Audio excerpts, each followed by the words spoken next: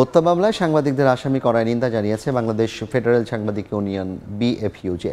সংগঠনটির সভাপতি রুহুল আমিন কাজী বলেছেন, তথ্য প্রমাণ যাচাই না করে ঢালাওভাবে সাংবাদিকদের হত্যা মামলায় জড়ানো ঘৃণিত কাজ।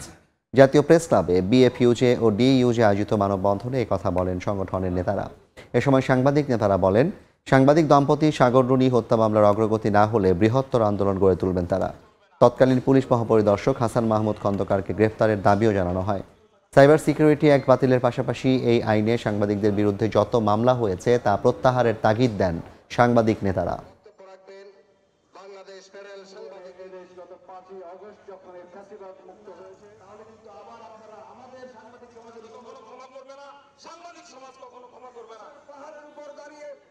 অন্ধকারের মধ্যে সবাইকে ধন্যবাদ জানিয়ে